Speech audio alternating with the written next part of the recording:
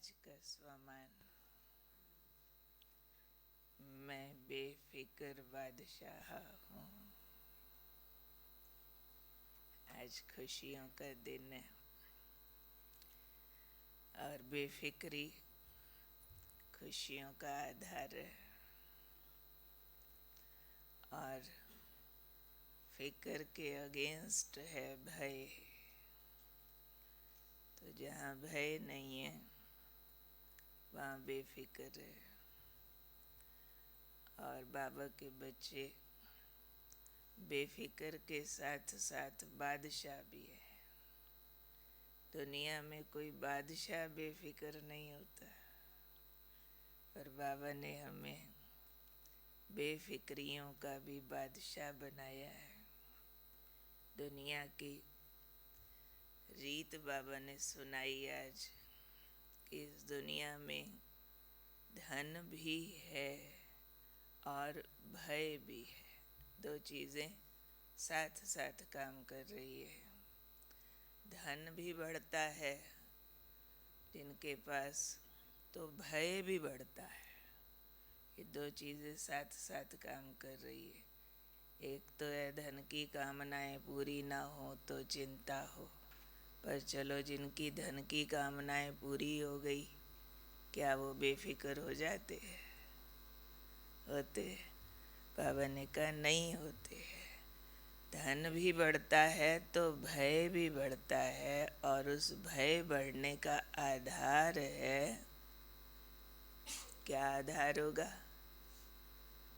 चिंता का आधार। क्यों बढ़ता है भय? धन बढ़े और चिंता घटनी चाहिए, भय घटना चाहिए। जी, चले जाने का डर भी क्यों?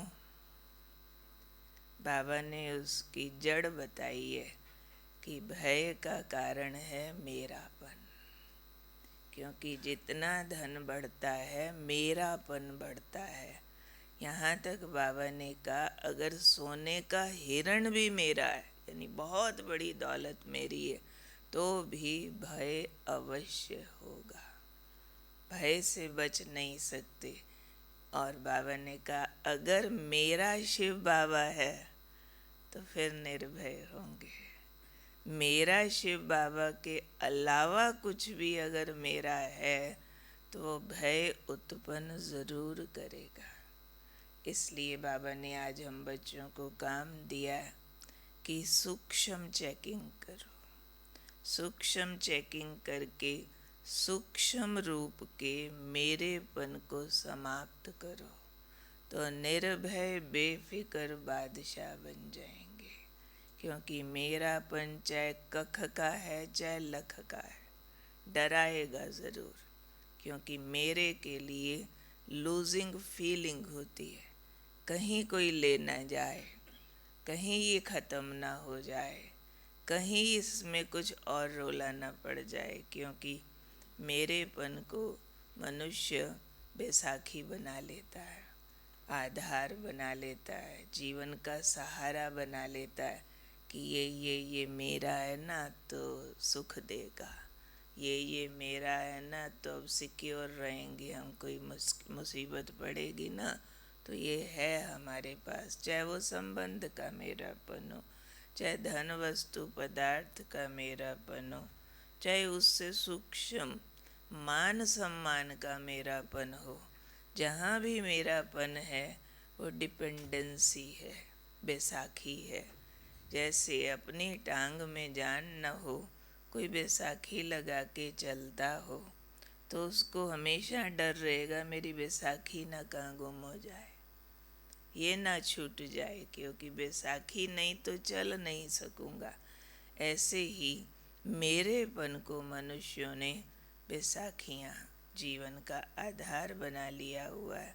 तो आज बाबा हमें बेफिक्र बादशाह बनाने के लिए कह रहे हैं, सब प्रकार के सूक्ष्म मेरेपन को भी समाप्त करके एक मेरा शिव बाबा कर दो। अगर एक मेरा शिव बाबा है तो बाबा तो जब जहाँ जैसा समय जैसा स्थान जैसी ज़रूरत वहाँ हाजिर हो जाएगा।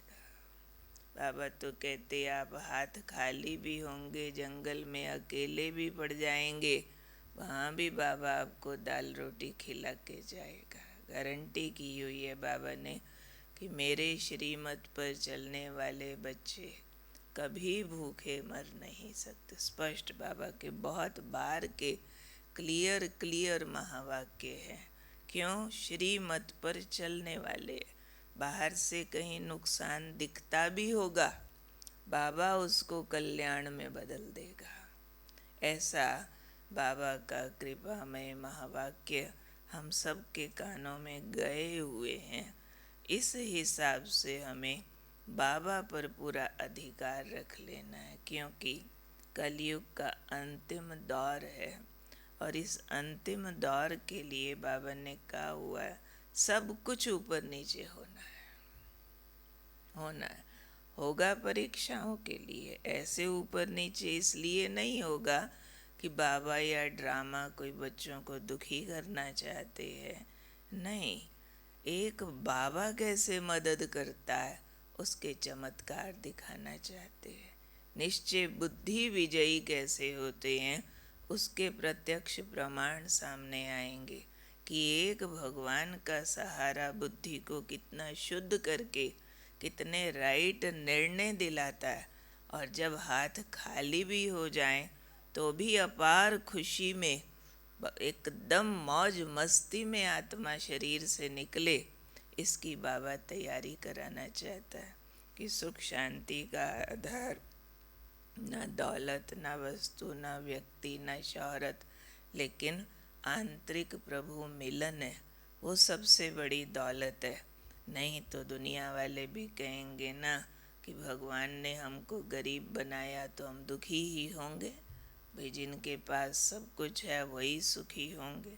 पर अब तो दुनिया के सारे पासे पलटते जा रहे।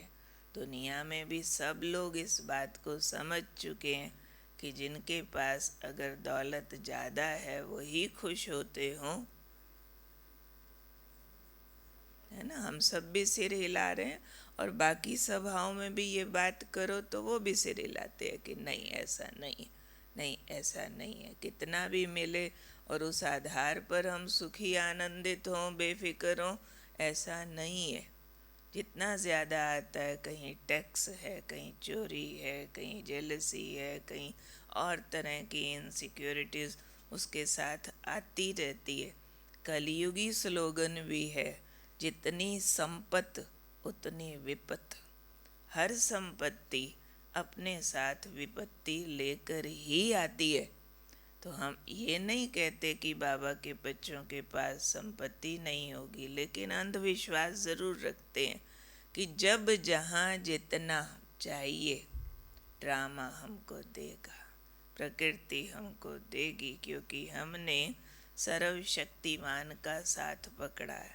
बाबा ने कहा था विनाश काल में बाबा 36 प्रकार खिलाए न खिलाए, दाल रोटी ज़रूर खिलाएगा।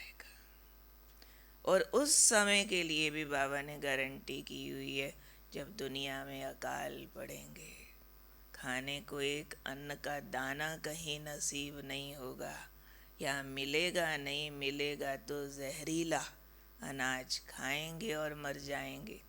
ऐसे टाइम पर भी बाबा निश्चय बुद्धि बच्चों को वतन में ले जाके शुभी रस पिलाएगा। बाहर हो रहा होगा हाहाकार, बच्चों के अंदर होगा जय जयकार। लोग कहेंगे हाय मरा, बच्चे कहेंगे वाह घर गया। तो ये हमारी स्थितियां हैं। इसलिए बाबा बच्चों की सुंदर तैयारी देखना चाहते हैं। कौन सी सुंदर तैयारी? बेफिक्र बादशाह। दुनिया वाले फिक्र से खाते हैं, फिक्र से सोते हैं, और बच्चे एक मेरा बाबा बैठा है, इस स्मृति को आधार बना के बेफिक्र होकर के रहते हैं। तो कौन हूँ मैं? बादशाह वाले अंदाज में बोला, कौन है? हाँ, बादशाह वाली शान से बोलो ना, बादशाह तो बादशाह होता है ना। तो मैं बेफिक्र बादशाह हूँ, कोई चिंता नहीं, कुछ नहीं अपना बिगड़ सकता, मेरे हर बात में कल्याण ही कल्याण है। जिसका साथी है भगवान, उसका कोई क्या कर लेगा। भगवान को हमने साथी बनाया है, जीवन दिया है, इसलिए आज का दिन वैसे भी कृष्णा के साथ रहने का दिन है। तो कृष्णा के साथ साथ खुशियों के झूले झूलेंगे, आनंदित होकर के रहेंगे। बेफिक्र बादशाह हूँ, निर्भय हूँ। ठीक है। हैप्पी जन्माष्टमी।